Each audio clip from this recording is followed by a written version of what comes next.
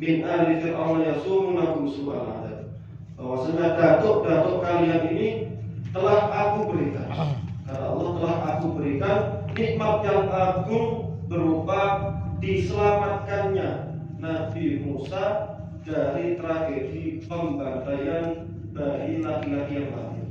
Karena sudah kita bahas bahwasanya pada zaman Fir'aun ada seorang pastor, seorang peramal bahwa akan lahir di tahun sekian, di tahun yang ganjil, katakanlah seorang nabi yang akan menghancurkan kerajaan Fir'aun. Maka juga Fir'aun memiliki kebijakan membunuh, membantai bayi-bayi laki-laki yang hadir, yang lahir. Maka kalau semua dibantai, maka Bani Israel bisa punah.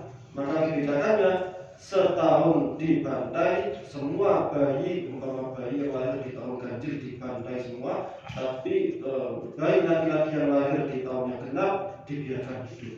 Dan kebetulan Nabi Harun lahir di tahun Musamaha, artinya tahun yang dibiarkan hidup, sedangkan Nabi Musa lahir di tahun pembantaian bayi laki-laki.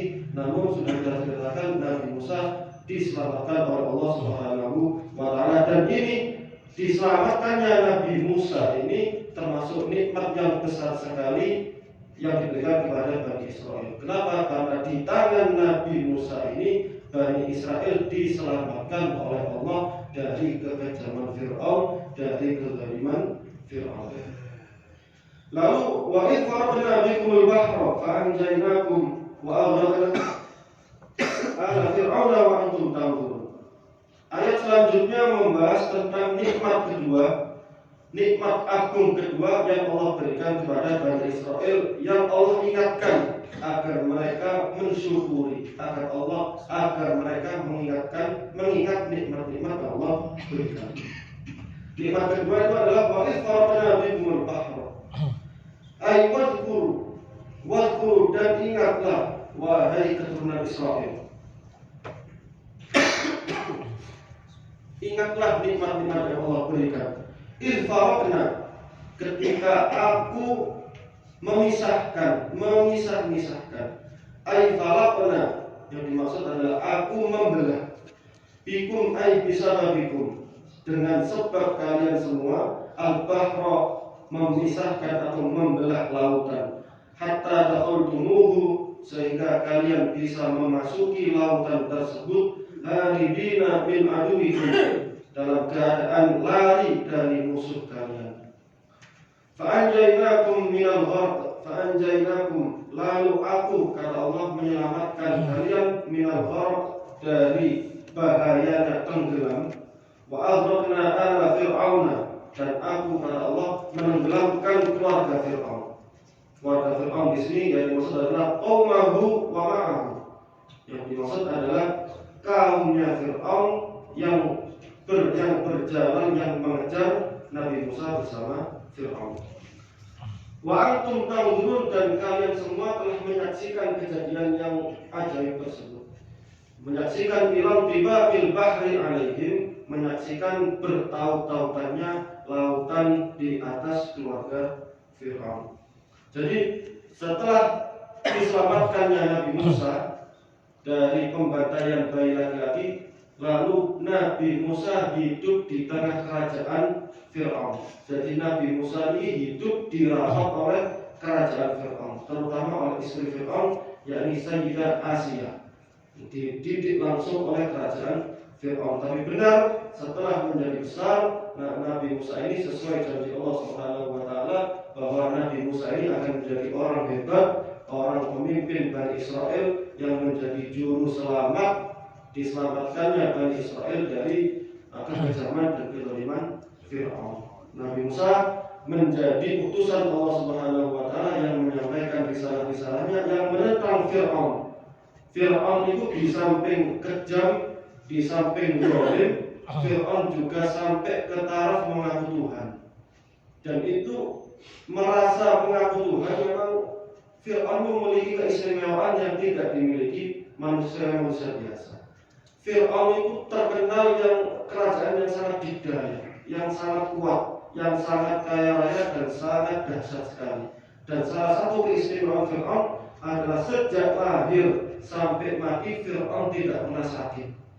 Jadi Fir'aun itu tidak pernah sakit, sehingga Fir'aun sendiri merasa dirinya manusia yang istimewa, manusia yang tidak sama dengan manusia-manusia lain. Di samping manusia yang tidak pernah sakit, manusia yang hebat, yang dikdaya, maka saat itu juga ditaraf sampai mengaku Tuhan. Dan Nabi Musa diutus oleh Allah Subhanahu wa Ta'ala untuk menentang kekejaman Fir'aun, untuk membawa risalah-risalah Allah Subhanahu wa Ta'ala kepada Bani Israil.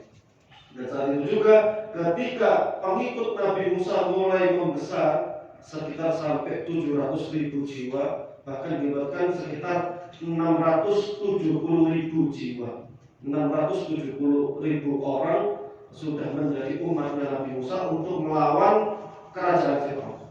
Maka ketika penindasan-penindasan Fir'aun yang jauh lebih kuat tersebut selalu menyengsarakan umat Nabi Musa, akhirnya Allah Subhanahu wa Ta'ala memerintahkan Nabi Musa beserta pengikutnya untuk keluar dari Mesir, keluar dari kerajaan Fir'aun. Allah perintahkan untuk lari ke arah laut. Jadi Nabi Musa bersama 670.000 umatnya pergi ke arah laut. Dan saat itu juga ketika pergi, Fir'aun pun bersama bala tentaranya mengejar Nabi Musa dan kaumnya yang menuju laut tersebut. Dan diceritakan Fir'aun ini ketika mengejar Nabi Musa membawa 1.700.000 pasukan yang mengejar Nabi Musa. Tapi diriwayatkan juga ada dua versi tafsir mengatakan bahwasanya tidak, yang dibawa oleh Fir'aun itu tidak hanya 1.700.000, tapi Fir'aun membawa 7 juta pasukan untuk menyerbu Nabi Musa dan pengikutnya yang kabur menuju laut. Ketika sampai ke tepi laut, akhirnya kaum Nabi Musa bertanya, "Wahai Musa, kita sudah di tepi laut, lalu kita lari kemana saja?" Nabi Musa pun berkata, "Wahai umatku, aku tidak tahu mau kemana lagi. Yang penting Allah Subhanahu wa Ta'ala memerintahkanku untuk lari, untuk keluar dari kerajaan Fir'aun menuju laut." Maka saat itu juga Allah Subhanahu wa Ta'ala menurunkan wahyunya kepada Musa untuk memukulkan tongkatnya agar laut tersebut terbelah. Kemarin sudah diceritakan bahwa laut merah tersebut adalah sangat jauh sekali, sekitar 70 kilo atau berapa? 70 kilo atau 80 kilo, dan tingginya sekitar 500 meter atau dalamnya itu 500 meter. Maka saat itu juga Allah Subhanahu wa Ta'ala membelah lautan tidak hanya satu belahan saja, tidak hanya menjadi satu jalan, tapi Allah buatkan sampai 12 jalan. Jadi laut itu terbelah tidak hanya cuma satu tok, tapi sampai 12 jalan. Jadi lautan itu menjadi jalan, dan jalan tersebut sangat luar biasa sekali. Di bawah tanah, di bawahnya laut itu menjadi kering, jelas, dan lautan tersebut membelah setinggi dalamnya laut. Sedangkan dalamnya laut itu sekitar 500 meter. Walhasil ketika lewat di tengah lautan tersebut, mereka memang melewati jalanan seperti daratan, tapi di kanan kirinya mereka kaum tersebut melihat kanan kiri sangat mengerikan.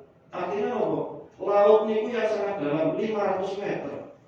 Bahkan seperti kalau nggak salah Monas itu 99 meter kalau. Jadi kalau kita bayangkan mungkin 5 kali lipat Monas. Tingginya lautan yang membelah itu 5 kali lipat Monas dan sangat tinggi sekali. Berhubung menjadi 12 jalan, dan 12 jalan itu dipersiapkan untuk masing-masing kabilah. Kita sudah bahas bahwasanya Bani Israil itu punya 12 kabilah. Israel diambil dari kata Yakub. Jadi Yakub, Nabi Yakub bin Ishak bin Ibrahim. Nabi Yakub punya nama lain namanya Israel. Israel ini artinya Isra itu Abdul, ilmi itu Tuhan. Berarti hamba Tuhan.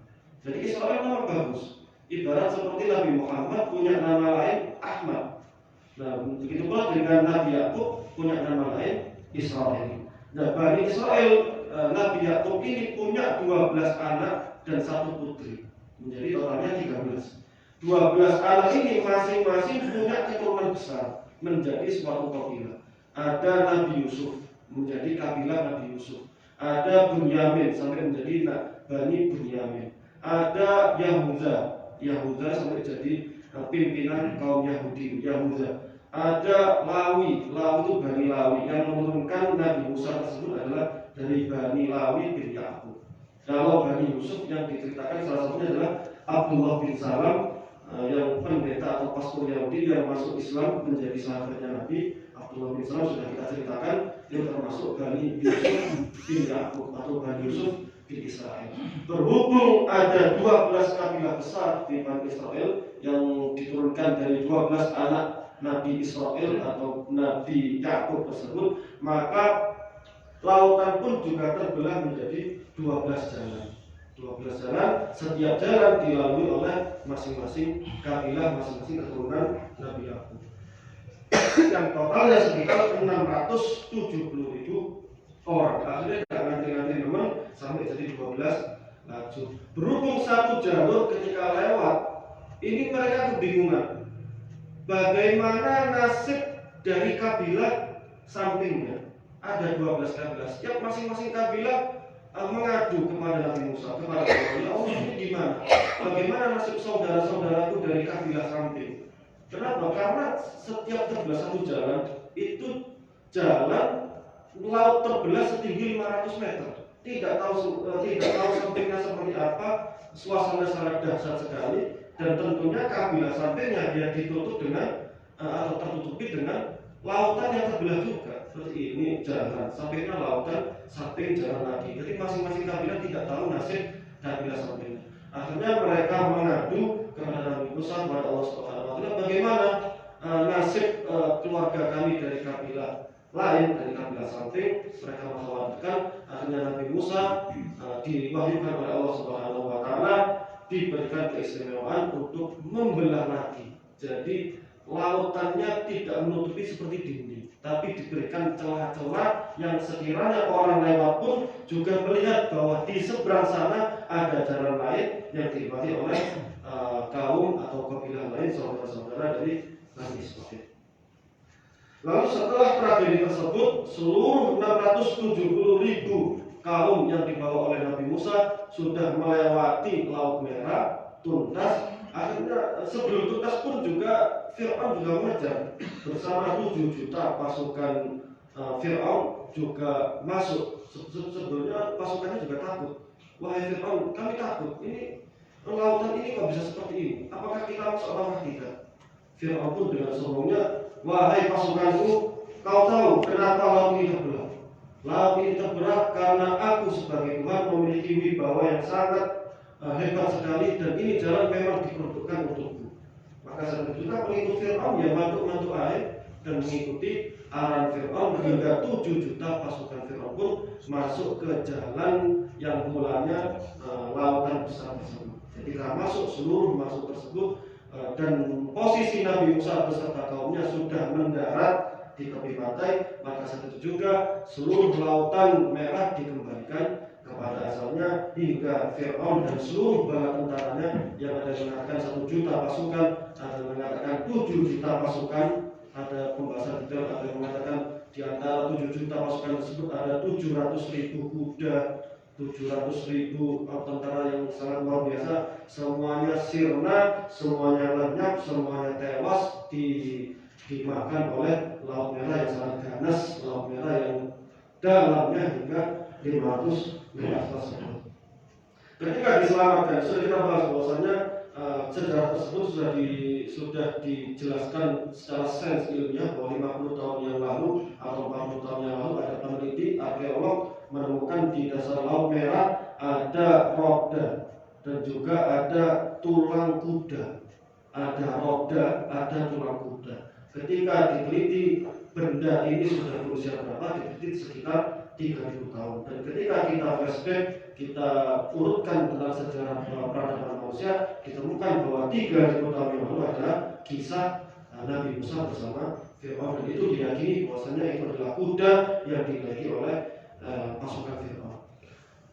Ketika Nabi Musa telah terselamatkan, sudah menyeberang lautan, maka saat itu juga Allah Subhanahu wa taala berjanji bahwa umatnya Nabi Musa ini akan Allah berikan sebuah kitab yang menjadi pedoman hidup.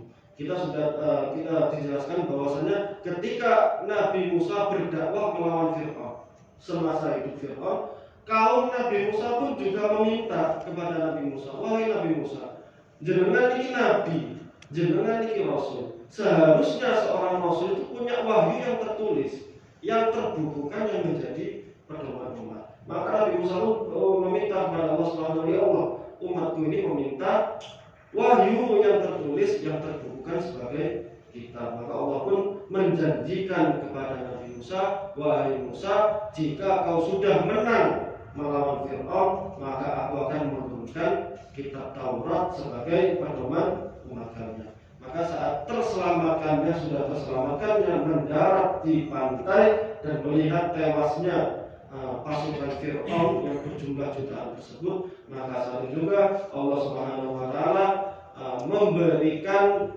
perintah kepada Nabi Musa untuk memberikan kitab tersebut, dan insyaallah dibahas di ayat berikutnya. Wa idh faraqna bikumul bahra fa anjaynakum wa aghraqna ala fir'auna wa antum tanzurun. Aku kata Allah telah membelah lautan sebab kasih sayangku kepada kalian. Fa anjaynakum, lalu aku kata Allah menyelamatkan kalian.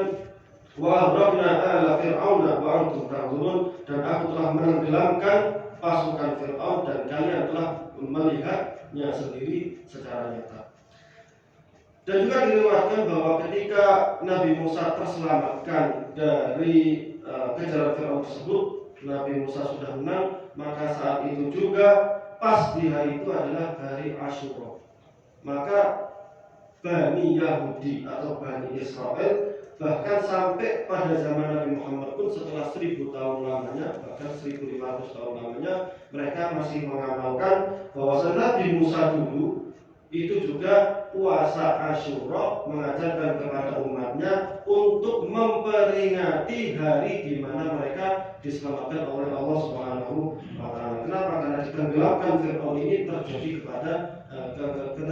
pada hari Asyura. Dan setiap hari Asyura di tahun-tahun berikutnya, Nabi Musa beserta umatnya memperingatinya dengan cara berpuasa Asyura. Ketika saat itu juga para Yahudi Madinah berpuasa Asyura, maka Nabi Muhammad berkata, aku dan umat muslimin lebih berhak dengan Musa daripada kalian semua. Kalian semua, wahai Yahudi, telah merubah, telah mengotak-atik, telah merubah isi dari Taurat, telah mengubah ajaran-ajaran Nabi Musa. Maka kami Nabi Muhammad dan seluruh umat Islam lebih berhak untuk meniru Nabi Musa dibanding kalian semua. Maka saat itu juga Nabi Muhammad SAW memerintahkan umatnya untuk puasa Asyura. Wa idh wa'adna Musa 40 lailatan thumma takhadhtumul ijla min ba'dihi wa antum dhalimun. Lalu setelah tragedi diselamatkannya bangsa Israel, umat Musa sekitar 670.000 orang tersebut dari kejaran Fir'aun, lalu wa idh wa'adna Musa 40 lailatan thumma takhadhtumul ijla min ba'dihi wa antum dhalimun. Maka saat itu juga Allah menjanjikan kepada Nabi Musa. Nabi Musa pun juga menjanjikan. Wa idh wa'adna, ketika aku, kata Allah, saling berjanji. Dialifin dengan alif, dalam arti wawnya panjang, wadunaha dan tanpa alif. Bisa dibaca wa idh wa'adna, bisa dibaca wa idh wa'adna. Kalau wa idh wa'adna itu bacaan Imam Abu Amr, kalau wa idh wa'adna bacaan kita seperti Hafiz dan qura-qura lain, dan semuanya diambil dari Rasulullah SAW. Ketika dimaknai wa idh wa'adna, maka diambil dari kata wa'ada yu'idum wa'adatan, artinya saling berjanji. Kalau wa idh wa'adna berarti aku, kata Allah, saling berjanji dengan Nabi Musa. Aku berjanji akan memberikan kitab, sebuah kitab untuk umatnya Nabi Musa. Nabi Musa pun berjanji akan riyadhah, akan tirakat demi untuk menyambut turunnya kitab tersebut. Itu ketika dimaknai wa'id wa'adana. Tapi kalau dibaca wa'id wa'adana dari kata wa'ada ya'idu idatan, dari kata wa'ada maka hanya bermakna janji, bukan saling janji. Kalau lafaz pertama bermakna saling janji, kalau wa'id wa'adana bermakna janji. Berarti wa'id wa'adana Musa. Dan ketika aku, kata Allah, berjanji kepada Nabi Musa, arba'ina lailatan, untuk tirakat selama 40 malam atau 40 hari. Zaman dahulu berkata 40 malam karena pada zaman dahulu meyakini bahwa awal hari adalah malam, dan sampai saat ini juga awal hari adalah malam, maka dikatakan 40 malam. Berjanji nu'tihi indan qidaiha at-taurata lita'malu biha. Berjanji bahwasanya Allah akan memberikan Nabi Musa indan qidaiha, setelah selesai tirakat selama 40 tahun, 40 hari tersebut, Allah berikan at-taurata, Allah berikan kitab Taurat, lita'malu biha, agar kalian semua wahai Bani Israel mengamalkan isi dari Taurat tersebut. 40 hari ini oleh para ahli tafsir, para sahabat dijelaskan bahwasanya 40 hari ini adalah dari 1 Dzulqa'dah sampai 10 Dzulhijjah. Berarti bulan Dzulqa'dah itu 30, bulan Dzulhijjahnya 10. Berarti 40 hari totalnya, 10 hari sampai 10 Dzulhijjah, atau kalau sekarang diperingati sebagai Idul Adha. Ketika 40 hari itu baru Allah turunkan Taurat. Maka bisa diambil pelajaran, 2 pelajaran. Bahwasanya yang pertama, arba'ina lailatan di sini adalah seorang nabi, seorang rasul atau para wali, orang-orang hebat itu biasanya mendapatkan keistimewaan setelah mujahadah, setelah tirakat, setelah melakukan hal-hal yang berat di dalam hidupnya. Maka dari itu ketika Nabi Musa sebelum menerima kitab Taurat, maka Nabi Musa tirakat selama 40 hari, puasa selama 40 hari. Ini perintah 40 hari di sini adalah beruzlah, menyendiri di Tur Saina. Jadi Nabi Musa meninggalkan kaumnya selama 40 hari, lalu kaumnya diserahkan kepada saudara beliau yang bernama Nabi Harun. Jadi Nabi Harun ini adalah Nabi badalnya atau penggantinya Nabi Musa ketika Nabi Musa pergi tirakat selama 40 hari.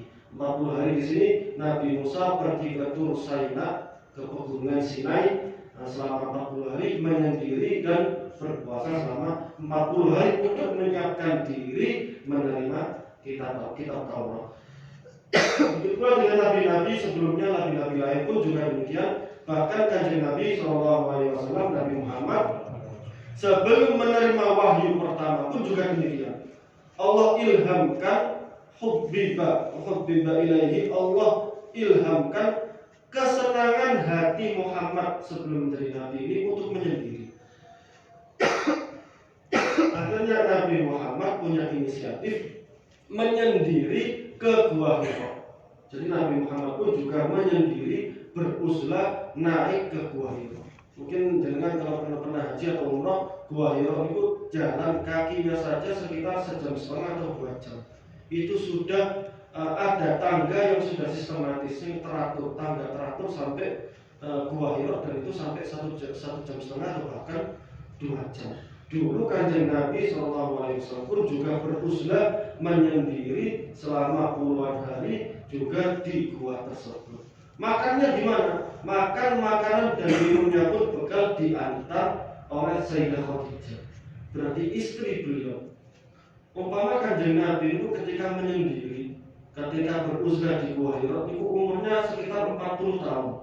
Sedangkan Sayyidah Khadijah itu umurnya 15 tahun di atas kanjeng Nabi. Artinya bahwa Sayyidah Khadijah itu ketika berkhidmat kepada Nabi Muhammad, kepada suami beliau, itu ketika beliau umurnya 55 tahun. Bayangkan ibu-ibu atau emak-emak, bahkan mbah-mbah umur 55 tahun, setiap saat atau ketika dibutuhkan, beliau mengantarkan makanan itu ke atas Gua Hira. Mungkin kalau memang ibu-ibu yang umur 55 tahun ketika umroh, ketika haji, coba naik Gua Hira dengan tangga. Tangganya sudah sistematis, sudah teratur. Bagaimana capeknya, bagaimana sangat letih sekali. Bahkan bapak-bapak kadang tidak kuat, 1,5 jam atau 2 jam naik. Itu Sayyidah Khadijah belum ada tangga, beliau naik ke Gua Hira untuk mengantarkan makanan. Sebetulnya Sayyidah Khadijah punya pembantu banyak. Sayyidah Khadijah ini sangat kaya raya sekali, saudagar kaya. Tapi khusus untuk Nabi Muhammad, untuk suami beliau Muhammad, Sayyidah Khadijah tidak memperbolehkan pembantunya untuk mengurusi Muhammad. Jadi untuk suamiku, khusus suamiku Muhammad ini, saya sendiri yang mengurusnya. Makanan Nabi Muhammad ini yang memasak adalah Sayyidah Khadijah. Karena Sayyidah Khadijah ini orang yang nasabnya sangat luar biasa, sangat tinggi sekali, kedudukannya sangat tinggi sekali, kekayaannya sangat luar biasa sekali, cantiknya juga luar biasa sekali, kehormatannya sangat luar biasa sekali. Tapi beliau totalitas dalam berkhidmat kepada suaminya. Seluruh kebutuhan suaminya yang mengurus adalah Sayyidah Khadijah. Bahkan yang mengantarkan makanan ke Gua Hira pun juga Sayyidah Khadijah. Sebetulnya Sayyidah Khadijah menyuruh pembantunya juga bisa, anak buahnya juga bisa. Tapi Sayyidah Khadijah sendiri yang mengantarkan kepada suaminya Muhammad SAW. Setelah Nabi Muhammad tirakat tersebut, baru Nabi Muhammad mendapatkan wahyu dari Allah Subhanahu wa Ta'ala. Begitu pula dengan para wali-wali yang kita kenal. Contoh yang tidak usah jauh-jauh seperti Mbah Muhajir, Mbah Mas Muhajir yang tersebut, itu juga tirakatnya di Batu Lajir. Ada batu di tengah lautan Bangkalan, di tengah lautan ada batu. Kalau dikatakan pulau terlalu kecil, ada batu di sana. Yang Mas Muhajir ini juga tirakat selama 40 hari. Itu membawa bekal sendiri selama 40 hari tirakat di sana. Begitu pula dengan Yai Muhid juga tirakat di Sunan Derajat, tirakat di Said Arif Sepuluh. Juga kalau tidak pergi, berarti tirakatnya di ruangan samping ini. Ini ada ruang pas lurus gudang, sekarang di gudang. Di lurus pas ini ada ruang kosong. Itu tempat yang sangat bersejarah sekali, tempat di mana Yai Muhid tirakat, Yai Muhid ibadah, tidak keluar sama sekali. Dan untuk urusan makanan-makanan yang mengatakan adalah anak-anak beliau, pertama Bu Mas Ada yang sebagai saksi. Beliau jarang keluar mungkin di situ terus mihrab ini situ dan itu selama berpuluh-puluhan hari.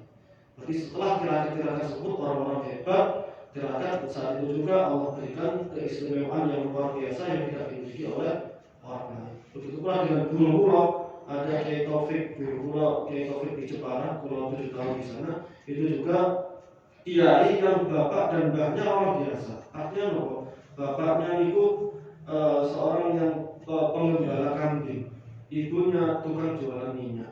Jadi orang biasa, ya tetap orang solehah di sisi Allah Subhanahu wa Ta'ala, cuma di mata orang manusia biasa, beliau adalah orang yang biasa, bukan ulama. Tapi Kiai Taufik orang yang rajin, orang yang riyadhahnya sangat kuat sekali. Beliau riyadhah 40 hari di Sleman, itu di Salman, Dahlawi, itu beliau tirakat yang harusnya tirakat tersebut dilalui tahunan, bahkan 9 tahun, beliau melaluinya hanya dengan 40 hari. Itu saking kuatnya tirakatnya sampai 40 hari, dan saat itu juga memiliki keistimewaan menjadi mursyid Barakallahu Naqsyabandiyah, dan beliau menciptakan metode baru, metode ilmu nahwu dan shorof bernama Amsilati. Itu termasuk memudahkan nahwu dan shorof dan menjadi cikal bakal ilmu nahwu terbaru modern yang ada di Indonesia, bahkan di dunia ini. Jadi pertama metode yang paling hebat lahir dari Amsilati Jepara, lalu disusul metode-metode lain seperti Al-Miftah yang ada di Pondok Kiri, lalu pondok-pondok besar lain juga melahirkan metode baru terinspirasi dari Amsilati yang diciptakan oleh Kiai Taufik. Kiai Taufik pun sampai sekarang ini hidupnya juga mengajar, wiridan dan menulis buku. Bahkan buku dan kitabnya saat ini, padahal beliau masih umur 40-an tahun, sudah mencapai 250-an kitab atau buku. Itu sangat luar biasa. Yang intinya orang-orang istimewa itu lahir dari riyadhah mujahadah yang kuat melalui hari-hari yang kuat, yang berat dalam hidupnya. Itu yang pertama.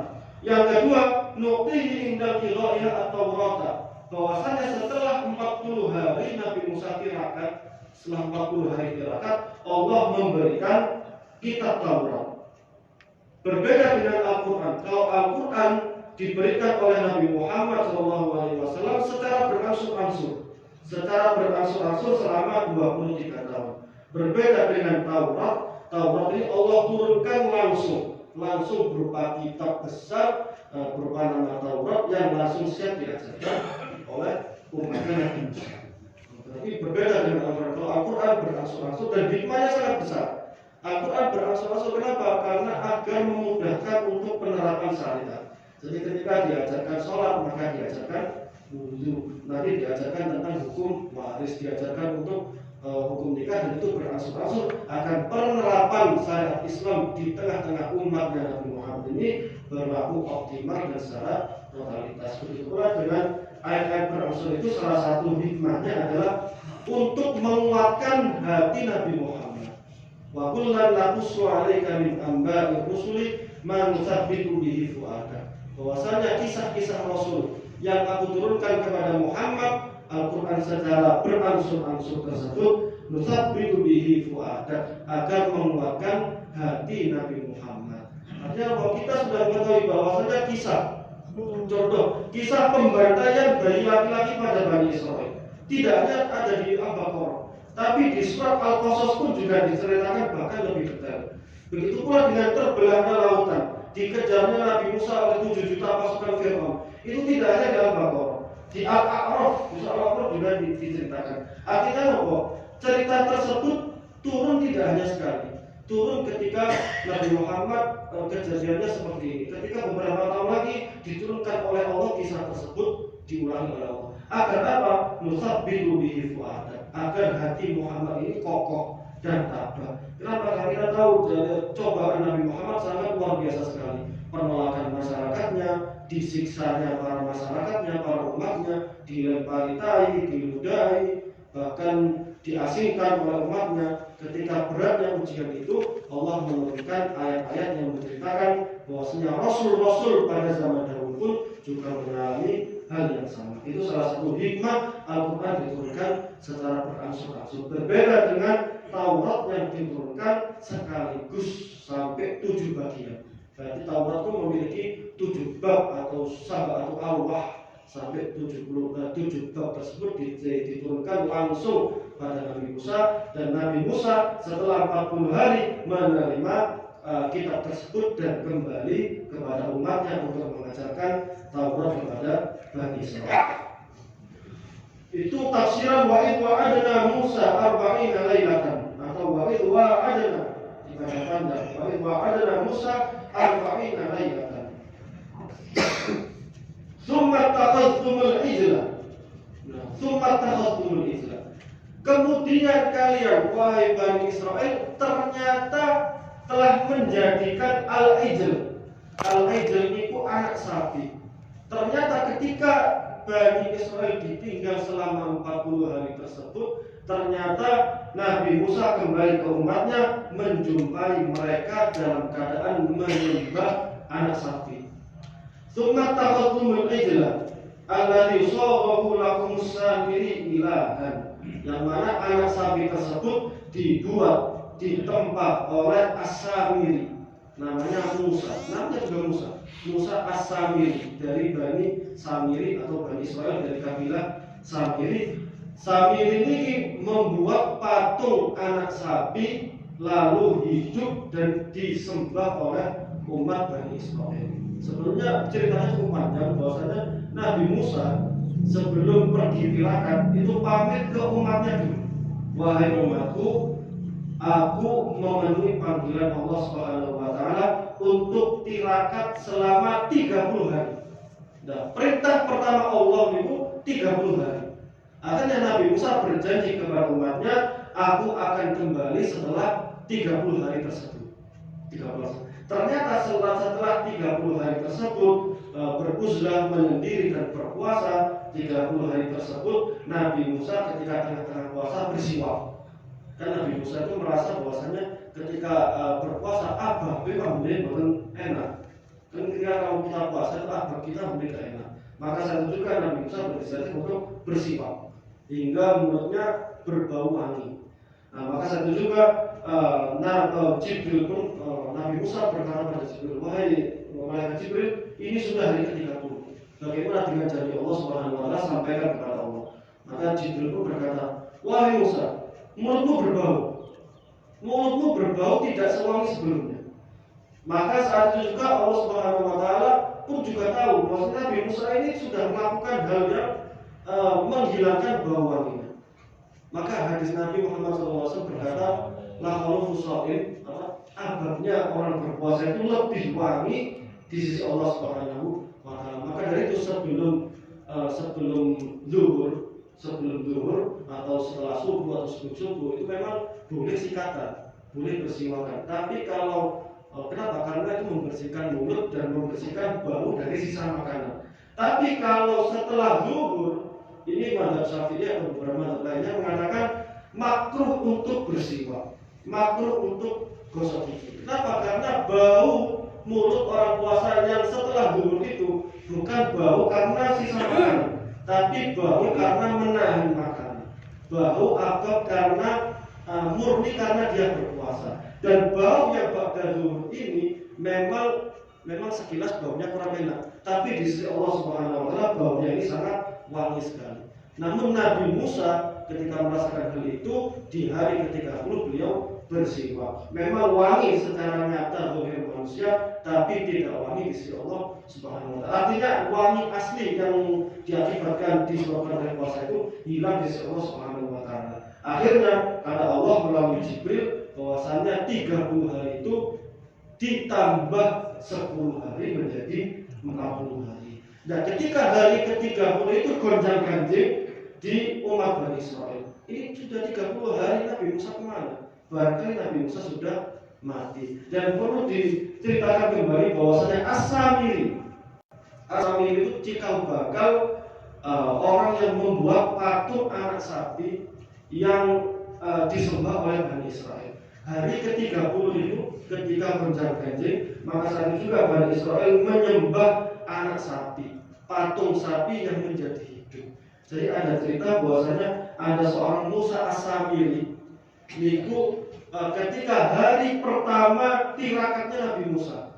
Jadi ketika perintah Nabi Musa tirakat 40 hari atau 30 plus 10 itu, Allah menjemput atau malaikat Jibril menjemput Nabi Musa untuk dibawa ke pegunungan Sinai. Dijemput dengan apa? Dijemput dengan farasul hayah, dengan kuda kehidupan. Jadi Allah mengutus malaikat Jibril dengan menunggangi kuda kehidupan menjemput Nabi Musa untuk dibawa ke pegunungan Sinai. Dan Musa As-Samiri itu melihat bahwasannya kuda tersebut itu kuda kehidupan. Artinya semua yang diinjak oleh kuda kehidupan ini akan menjadi hidup. Gurun-gurun yang diinjak oleh kuda tersebut akan menjadi hijau, menjadi tumbuh-tumbuhan rumput yang sangat subur.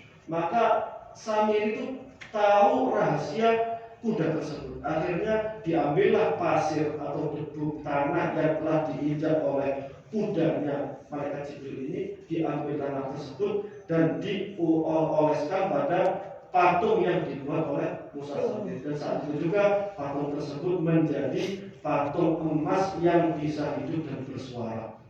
Sebelumnya kita jelaskan bahwasanya Musa As-Samiri niku adalah diceritakan di kitab As-Sawi ini adalah ismuhu Musa wa kana ibn zina. Dulu ini Musa As-Samiri adalah anak zina.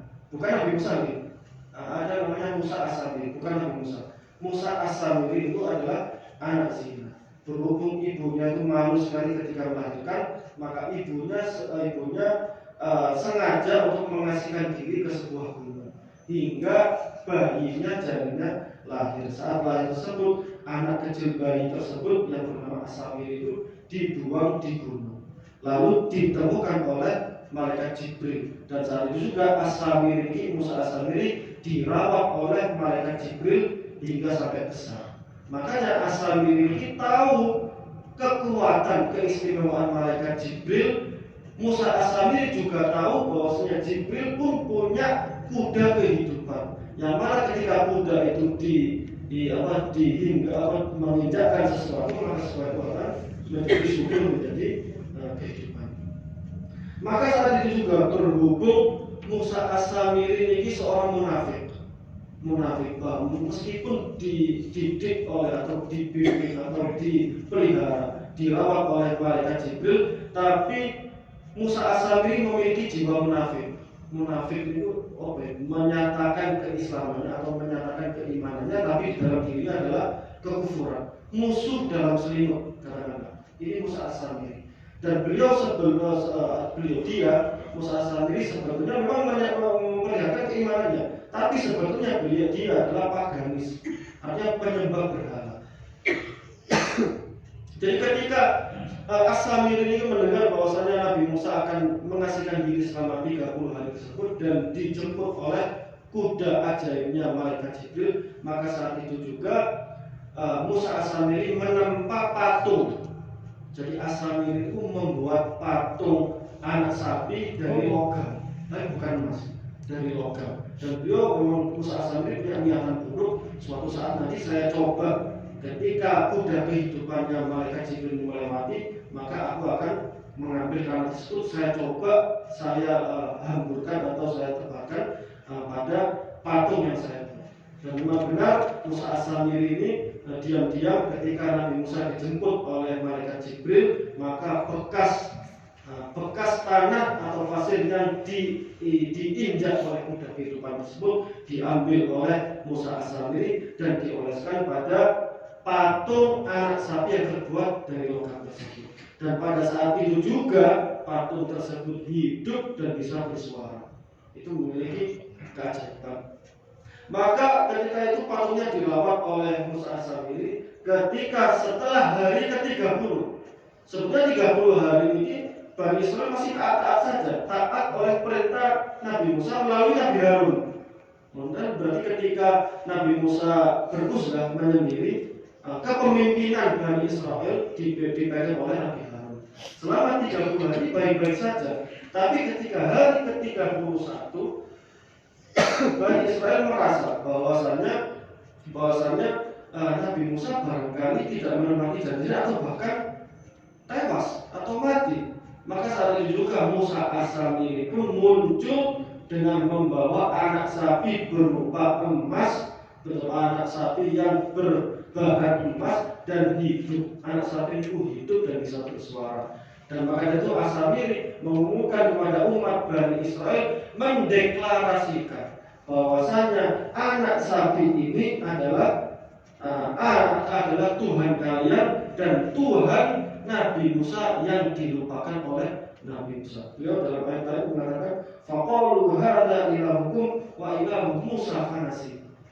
Musa As-Samiri mendeklarasikan di tengah-tengah Bani Israel, bahwasanya anak pedet atau anak sapi ini, sapi dari emas yang bisa hidup ini adalah Tuhannya kita semua dan juga Tuhannya Nabi Musa. Tapi Nabi Musa itu keliru dalam memilih Tuhan. Akhirnya umat Bani Israel hampir seluruhnya, ada yang mengatakan hanya 70.000 Bani Israel yang mengikuti jejak Musa As-Samiri menyembah berhala atau berhala hidup tersebut. Ada yang mengatakan seluruh Bani Israel tanpa terkecuali Nabi Harun, semuanya sudah mengikuti Musa As-Samiri, semuanya menyembah patung atau patung hidup anak sapi yang dari emas tersebut. Ketika hari ke-40 baru saat juga Nabi Musa melihat umatnya seluruhnya menyembah anak sapi tersebut. Akhirnya marah, diceritakan sampai 70 piringan tersebut. 7 piringan dari kitab Taurat tersebut, saking mangkel, saking gemetar Nabi Musa melihat keadaan umatnya menyimpang sampai tidak menuruti Nabi Harun. Nabi Harun terkenal Rasul juga, terkenal Nabi juga, tapi Bani Israel sudah diberikan kenikmatan yang luar biasa tersebut justru membangkang Nabi Harun, bahkan mengikuti As-Samiri menyembah anak pedet atau anak Sampai Nabi Musa sampai gemeteran, sampai marah besar hingga terjatuh 7 piringan kitab Taurat terjatuh hingga pecah kecuali 1 piringan. Maka 7 kitab Taurat itu 7 bagian, 6 bagian pecah, 1 bagian sisanya. 1 bagian itu untung, itu piringan yang sangat kuat, di dalamnya dijelaskan mana yang halal dan mana yang haram. Berarti Taurat yang dipegang oleh umat Nabi Musa itu adalah 1/7 dari Taurat yang diturunkan oleh Allah Subhanahu wa Ta'ala. Namun Nabi Musa menjatuhkan atau tidak sengaja menjatuhkan sampai pecah hingga sampai 1/7 itu dijelaskan di tafsir-tafsir. Dan 1/7 itu memang bagian yang paling penting di bagian Taurat. Sampai simak tahatumul hijrah allati sallallahu lakum samiri ilahan, yang mana anak objek tersebut yang asalnya patung dari logam, As-Samiri menaburkan tanah-tanah ajaib tersebut yang telah diinjak oleh Buddha hingga patung tersebut menjadi hidup dan menjadi sesembahan As-Samiri. Maka dari itu juga ada bait yang mengatakan idal mar'u lam yakhluq sa'idan minal azal fa khaba man rabba wa khabal mu'ammilu fa Musa alladhi rabbahu Jibrilu kafirun wa Musa alladhi rabbahu Fir'aunu mursalun.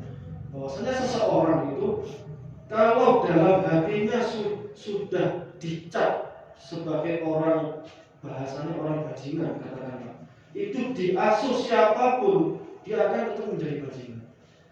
Fa Musa alladzi rabbahu Jibril kafirun. Musa yang telah dididik oleh malaikat Jibril. Malaikat Jibril, malaikat yang paling mulia di antara jutaan malaikat, itu mendidik langsung, merawat langsung seorang Musa. Musa As-Samiri maksudnya.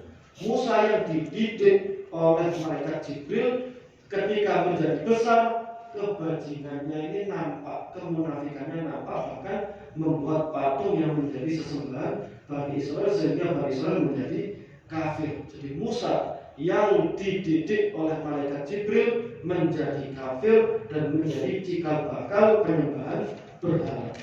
Musa alladzi rabbahu Jibril kafir. Musa yang dididik oleh malaikat Jibril menjadi kafir. Wa Musa alladzi rabbahu Fir'aunu mursal. Sebaliknya, Musa yang dididik, dirawat oleh Fir'aun orang bajingan yang dikdaya, yang bahkan mengaku Tuhan tersebut, ternyata merawat Musa dan menjadi Rasulullah Shallallahu Alaihi Wasallam. Maka Musa jadi katakanlah orang yang dari awalnya memang bajingan dalam hatinya dan tidak bisa dirubah, maka dirawat siapapun ya tidak efek, maka akan tampak bahasanya kekasaran, kebajingannya itu akan tampak. Sebaliknya Musa orang-orang mulia ketika meskipun dirawat oleh orang-orang yang kafir, orang-orang yang durhaka seperti sekelas Fir'aun pun, namanya Musa masih akan tetap menjadi Rasulullah Shallallahu Alaihi Wasallam. Begitu pula dengan istri-istri para nabi atau istri-istri juga. Ada istri Nabi Nuh. Istri Nabi Nuh hidup satu rumah bersama Rasul, bersama Nabi yang punya mukjizat, yang punya keistimewaan. Malah justru istrinya Nabi Nuh ini kafir, mengkufuri suaminya sendiri. Bahkan anaknya yang bernama Kanah pun juga mengkufuri bapaknya sendiri.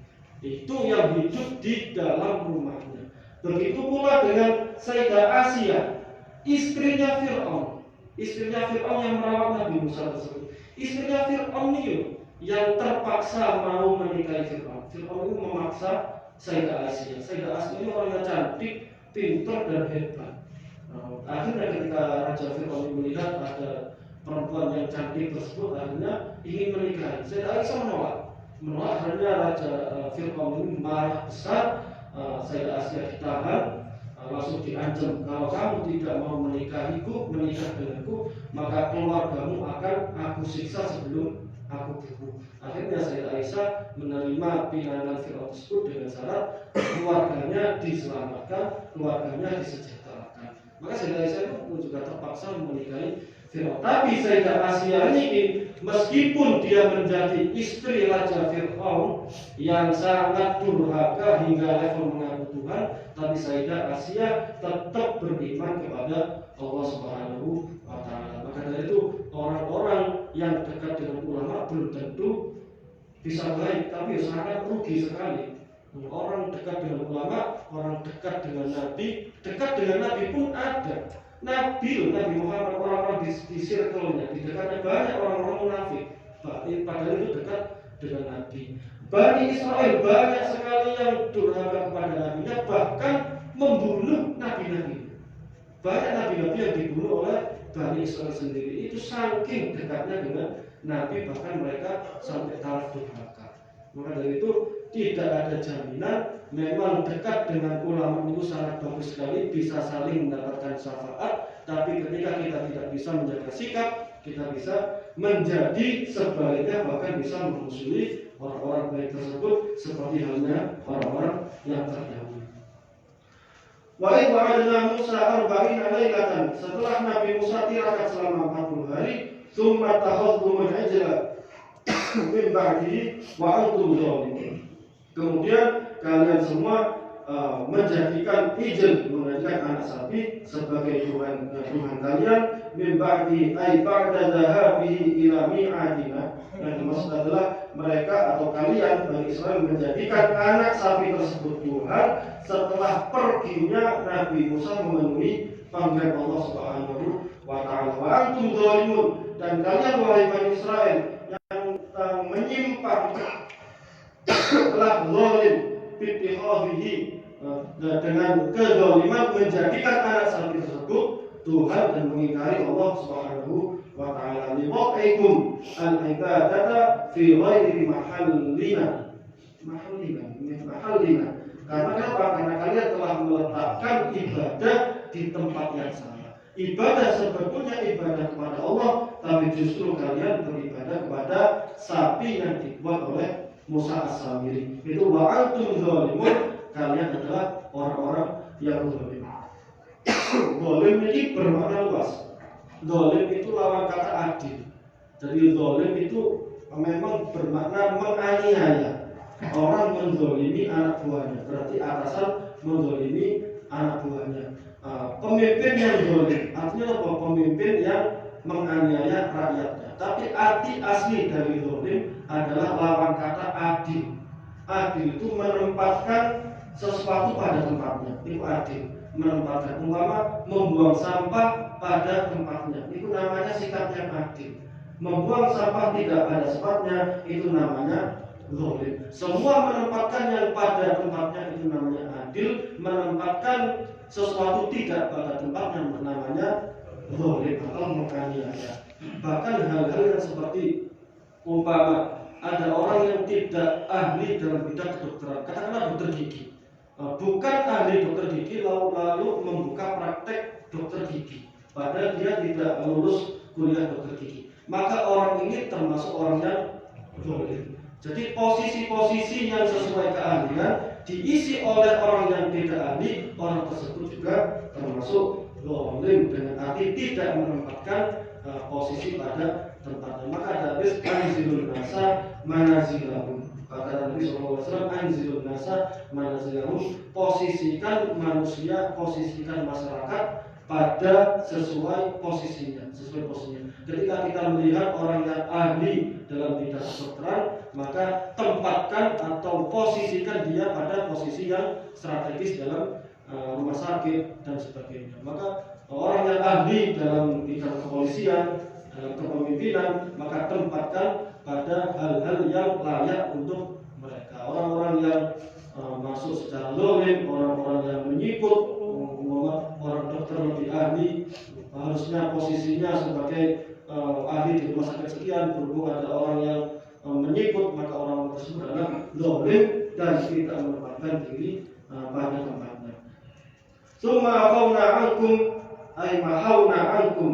Summa afawna ankum, lalu Allah kata Allah memaafkan kalian semua, ay mahawna dzunubakum. Dan maksudnya Allah menghapus dosa-dosa kalian min ba'di dzalika littikhadhi, setelah tragedi penyembahan anak sapi tersebut, Allah ampuni dosa-dosa Bani Israel, la'allakum tashkurun, agar kalian semua bersyukur kepada Allah Subhanahu wa taala. Ni'matana alaikum, bersyukur atas nikmat-nikmatku yang aku berikan kepada kalian semua. Dan insya Allah kita akan membahas besok di minggu depan, kita akan membahas bahwasannya ampunan Gusti Allah Subhanahu wa taala kepada Bani Israel tidak semudah ampunan yang Allah berikan kepada umat Nabi Muhammad Shallallahu Alaihi Wasallam. Nabi Muhammad berbuat dosa besar, karena syaratnya cuma gampang. Yang pertama menyesal dalam hati. Yang kedua punya tekad agar tidak mengulangi. Yang ketiga meminta ampunan kepada Allah Subhanahu wa taala. Ya Allah, aku menyesal, ya Allah, aku bertekad tidak akan mengulangi lagi. Terus meminta ampunan kepada Allah Subhanahu wa taala. Maka saat itu juga Allah mengampuni dosa-dosa kita. Minggu depan kita akan melihat bahwasanya umat-umat terdahulu itu cara tobatnya sangat berat sekali. Bahkan tarafnya sampai membunuh. Akhirnya nanti dijelaskan bahwasanya orang-orang yang sudah terlanjur melakukan dosa besar, dosa kesyirikan, maka hukumannya adalah vonis mati. Tapi yang tersebut jalan satu-satunya untuk diampuni dosa itu sangat berat sekali di umat-umat terdahulu yang sudah tidak dipraktekkan di umat setelahnya. Insyaallah pembahasan tersebut akan kita bahas di minggu depan. Insyaallah taala wallahu taala alam bishawab. Kalau ada pertanyaan atau tambahan faedah, tambahan keterangan umum.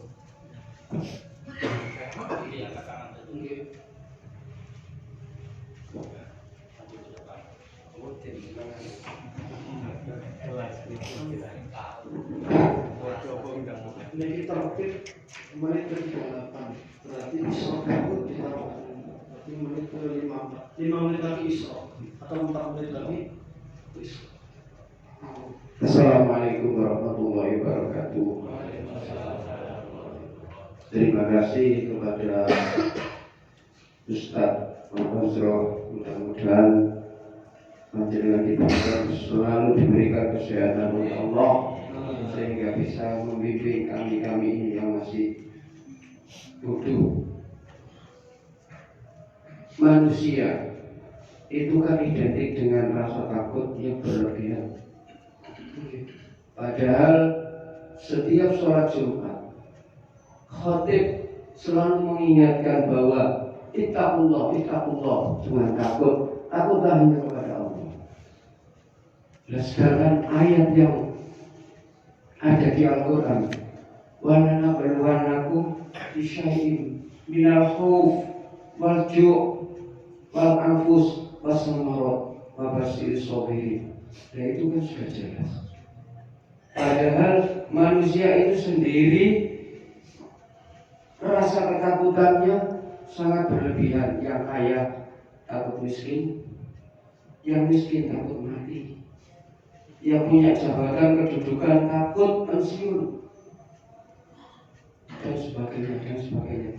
Yang saya tanyakan, bagaimana Ustaz cara menyikapi hal seperti itu sehingga saya sendiri yang merasa ketakutan, bahkan ada yang namanya laki-laki takut dengan istri itu pasti ada.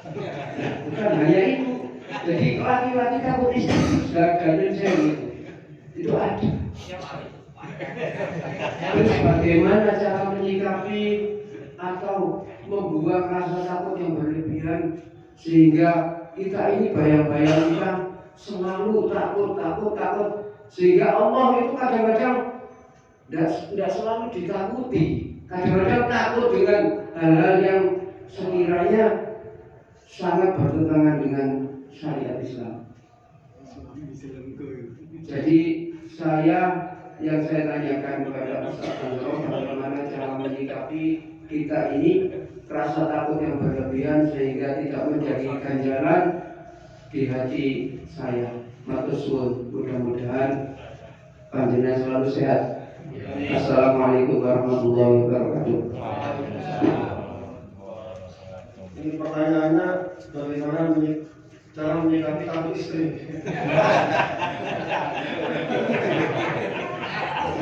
Yang tinggalnya belum punya istri lagi. Itulah yang saya belajar. Ayat wa alam dua nakum bisa minal khawfi wal ju'i wa naqsin min al-amwali wal anfusi was thamarat wa basyiris sabirin. Telah aku coba, kata Allah Subhanahu wa taala, dalam diri kalian rasa takut. Wa alam nakum syai'in minal khawfi. Syai'in minal khawfi. Ada sedikit, asli sedikit. Setara naluri manusia. Memang Allah ciptakan rasa takut, rasa khawatir.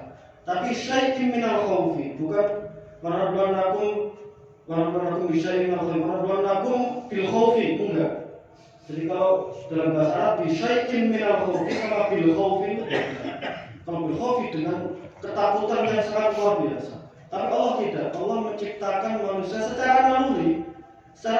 Memang punya rasa khawatir dan rasa takut, dan rasa takut dan khawatir ini sangat luas sekali. Kalau saya memang takut karena takut celaka, takut jabatannya keluar, ada karena takut khawatir karena rasa cinta.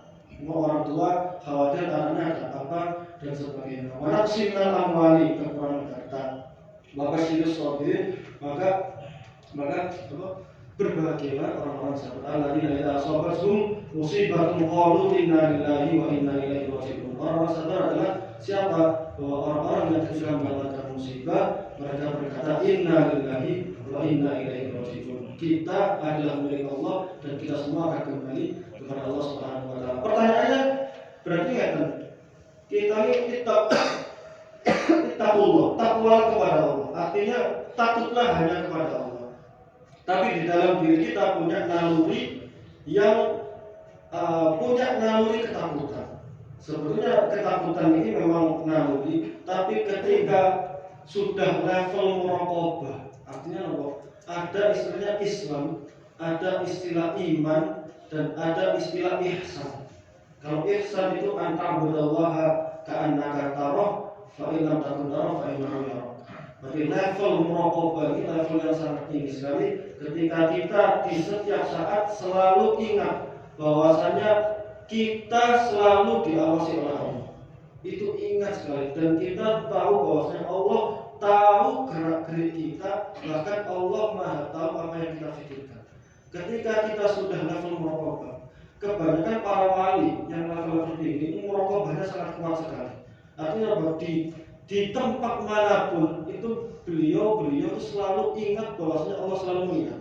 Ibaratnya kan, kalau kita sebagai anak buah, kita bekerja lalu dipasang CCTV yang selalu dilihat oleh bos, maka kita tidak akan, apalagi kalau kita melanggar, ancamannya sangat luar biasa, ancaman dipecat, ancaman disiksa. Maka ketika selama CCTV itu aktif dan dilihat oleh Allah, maka kita akan selalu menjaga sikap, dan kita tidak ada perasaan sama sekali kecuali mengingat orang yang melihat itu. Maka ketika seorang hamba memiliki level muraqabah yang sangat tinggi, seperti Imam Haddad mengatakan, qad kafani ilmu rabbi min su'ali wa ikhtiyari fa'ati wa qihari syahidun li iftiqari. Bahwasanya semua sudah diketahui oleh Allah Subhanahu wa taala. Pikiran kita, kerentak kita, permintaan kita, semuanya diketahui oleh Allah Subhanahu wa taala. Ketika orang sudah level muraqabah ini, maka bisa diyakini dia tidak akan takut apapun.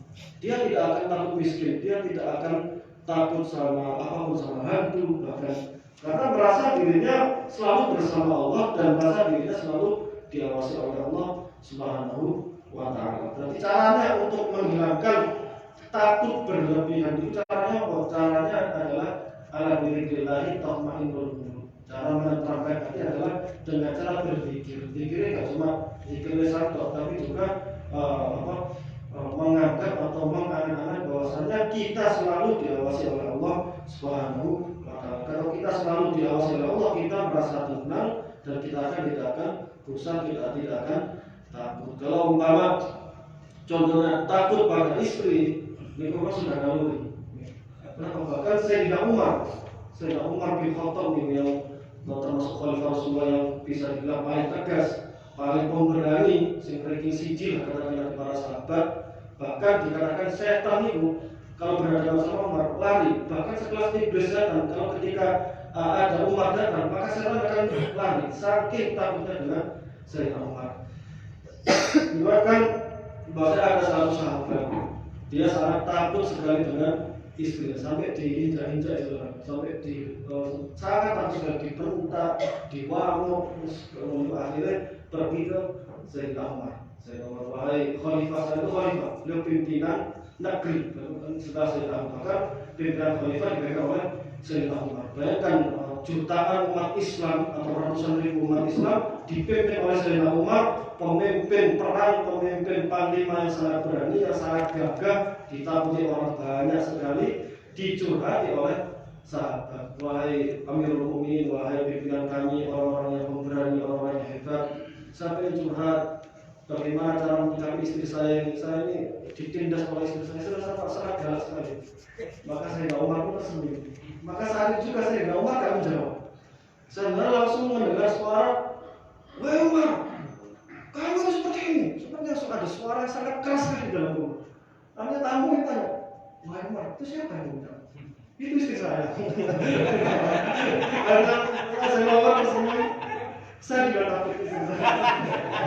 Maka saya juga si sahabat ini pulang dan memang Sayyidina Umar seberani apapun Sayyidina Umar pun, setegas apapun juga bahasanya dalam kutip takut dengan istri. Dan memang itu nasihat atau wasiat oleh Rasulullah SAW. Khairukum li ahlikum. Berarti sebaik-baik kalian adalah sebaik-baik kalian terhadap keluarga kalian. Cuma ahlikum ini kalau dalam tradisi Arab, ahlikum bukan memang dalam kamus kalau kita buka. Ahlikum itu artinya keluarga. Tapi ahlikum kalau dalam masyarakat Arab ditarik juga ahlikum bermakna istri. Jadi maka kalau umpama ada syekh, ada habib, Anda di sini sama siapa? Sama ahli. Artinya apa? Sama istriku. Jadi khairukum li ahlikum artinya sebaik-baik kalian adalah sebaik-baik kalian kepada istri kalian. Memang secara penciptaan, secara fisik memang suami pasti lebih kuat daripada istri. Tapi katakan Nabi, sebaik-baik kepala keluarga adalah sebaik-baik dia kepada istrinya. Jadi para wali itu, para orang-orang hebat, orang-orang soleh kebanyakan tunduk kepada istrinya. Dan itu sangat banyak sekali. Kebanyakan jalur wali diangkat kekasih Allah itu jalur sabar mengurusi istri. Jadi kalau punya istri galak itu berarti Allah menyediakan jalur untuk menjadi tapi kalau berdoa ya Allah, ini berdoa ya Allah, jalur menjadi wali sebenarnya banyak. Ya jangan diberikan ke saya jalur. Bahkan ditarik tentang Syekh terkenal itu namanya Syekh Abdurrahman Bajal Haban. Itu ulama tarik yang sangat terkenal sekali. Makanya ada di perbatasan antara tarik dan Zemun. Sangat terkenal sekali. Namanya Syekh Abdurrahman Bajal Haban. Itu terkenal bahwa ulama wali itu wali yang sangat tinggi sekali posisinya dan menjadi wali karena kegalakan istrinya. Jadi suatu ketika Syekh Abdurrahman Bajal Haban, beliau itu ditindas oleh istrinya, bahkan dibedak-bedaki, didorong, dikeplak oleh istri. Suami dikeplak oleh istri, kemuan. Ada sahabat akhirnya buatan kiat. Jadi Syekh Abdurrahman Bajal Haban ini gak kuat, menjeroman gak kuat, akhirnya minggat mencari tempat menyendiri, mencari buah-buah. Dan ketika masuk bulan, tirakat ingin mendapatkan keistimewaan itu 40 hari itu. Jadi berangkat menuju goa. Saat itu juga ternyata di situ ada dua orang yang sama-sama tirakat. Artinya beliau juga ikut tirakat, itu wiridan beribadah di sana, fokus kabur meninggalkan daripada anak omah di sendirian itu. Kemudian aku menyendiri wiridan tentang milik Allah Subhanahu wa Ta'ala. Ketika dua orang tersebut ditanya sama Syekh Abdurrahman Bajal Haban, kamu ini akhirnya 9 minggu. Kalau satu dalam, terus makannya di mana? Kalau makan makanan, saya gampang. Saya tinggal berdoa sama Allah SWT dan bertawasul dengan salah satu wali terkenal. Jadi dua orang itu diilhami atau punya ini cerita para wali-wali. Diilhami oleh gurunya bahwasanya kalau pengen doanya mustajab, maka bertawasullah atau bertawasul berarti ya Allah dengan berkah kekasihmu yang bernama katakanlah seorang ampel atau satu berjalani.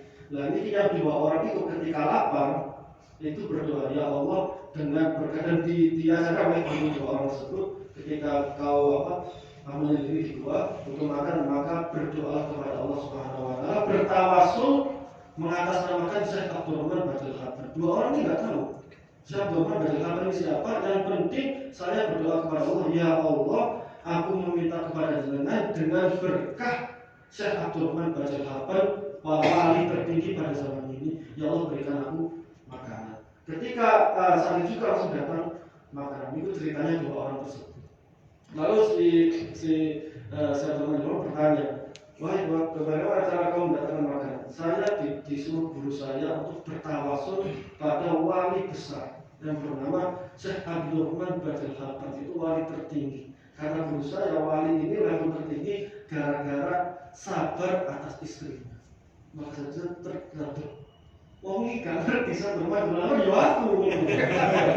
Karena saat itu juga beliau merenung, dia hanya kembali ke rumahnya dan memang mending sekolah jadi wali karena istri yang sedemikian rupa akhlaknya. Tadi dikatakan bahwasanya istrinya Syekh Abdurrahman Badrul Khabar pun juga seorang wali.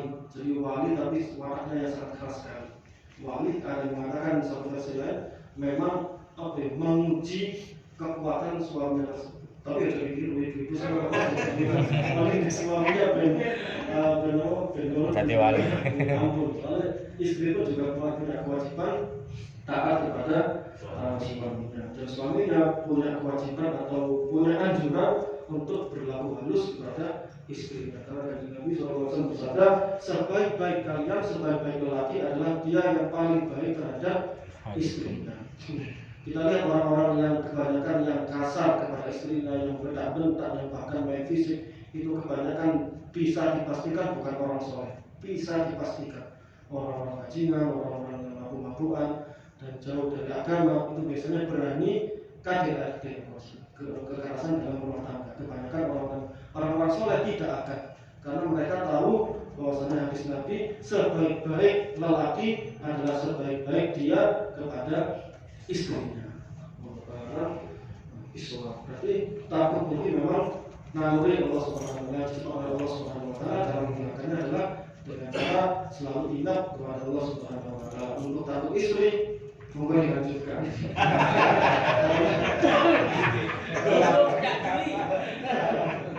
Salah satu